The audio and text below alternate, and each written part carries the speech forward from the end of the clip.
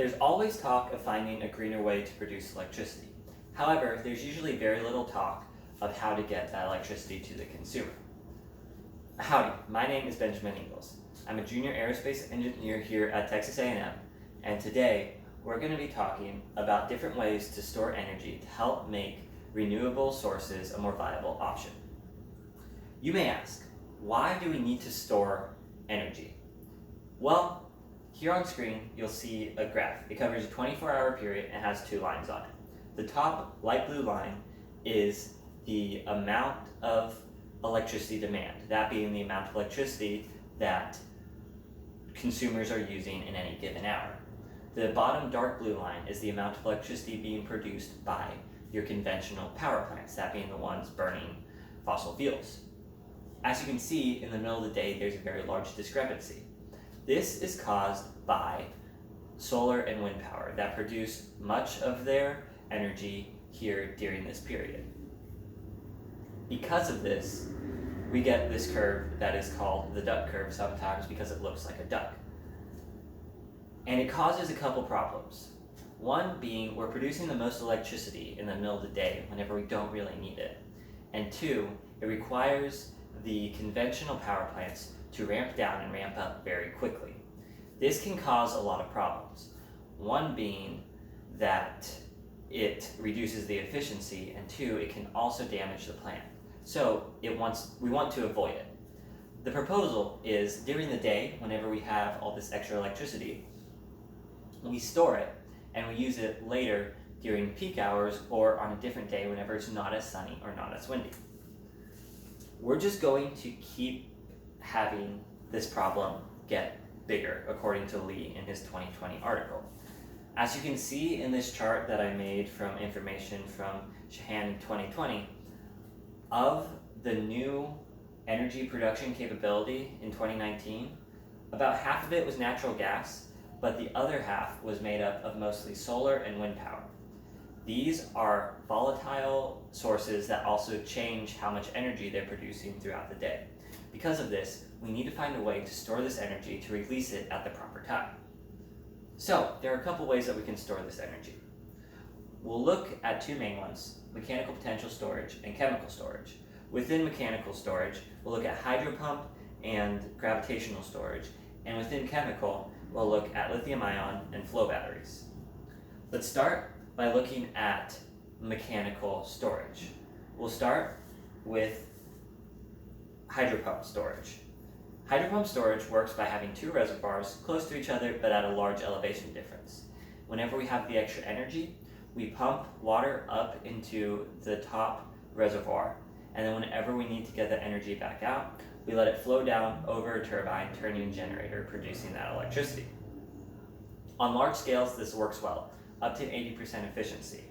However, it requires a very specific geography, as you can see in this picture, with two reservoirs near each other but at a very large height difference. It also is a very large civil engineering project to get started, so it requires a lot of money up front before you can store any energy in it. Another way to store energy, if you don't have this proper geographical location, is through gravitational potential, or basically lifting big weights up. Whenever we have extra electricity, we'll lift up a large weight, and then whenever we need to get the electricity back out, we let it down and as it's going down, it turns a generator. This works well on large scales, but requires a large upfront investment, according to Samir in his 2020 article. Another form in this category would be compressed air storage. It works well on small scales, according to Rahu in his 2020 article. However, it doesn't work well on larger scales like we're looking at today. It has very low efficiencies, so it doesn't really work as a contender in seeing which one of these would be the best for large-scale grid storage. Let's now look at a little bit more high-tech of a solution, that being batteries, or lithium-ion batteries to start off with. These have the huge advantage of already being in mass production, so they're on the market. Also, they have good energy density and can be charged and discharged very quickly. However, they do have problems in other ways. One of which being that each cell is very small, so you have to have a lot of them to have any appreciable amount of energy stored. Next, they also can get damaged if charged wrong or overheat, according to Wang in his 2018 article. Because of this, the larger you make the battery bank, the more complicated it gets to run. Another form of battery is a flow battery. These don't work like traditional batteries. Instead of having two pieces of metal next to each other that exchange charges, they have charged fluids that flow next to each other to exchange charges and therefore make electricity. This revolutionizes how we can use these batteries for multiple reasons. One of which being, it's extremely customizable. If we want our battery to have more capacity or be able to store more electricity, we can just make our tanks of our charged fluids larger. If we want to be able to pull more electricity out faster or put more electricity in, we can just add more of these electrode cells to help speed up that process. That's why these come out on top of our little competition to see which one of these is the most well-rounded.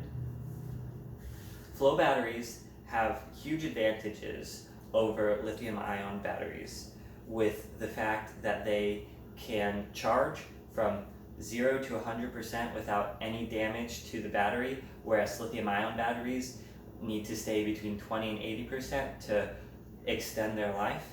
Also, these batteries can work up to 85% efficiency according to Lee in his 2020 article. But Al-Yamir in his 2020 article also said that he expects these batteries to go up in efficiency because right now they're still in their very young ages of development. These batteries are currently running off of vanadium, as this large one that's being built right now in China will be.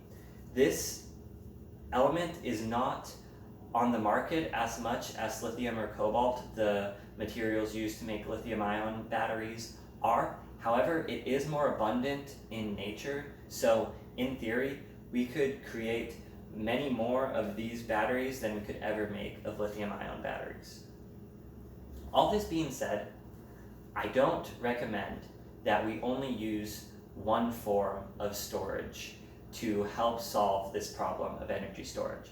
A hybrid will have to be used to meet the needs of each individual community. However, from the evidence shown today, I do believe that flow batteries need to be a staple in this development to help us make renewable energy a viable solution. Thank you for watching.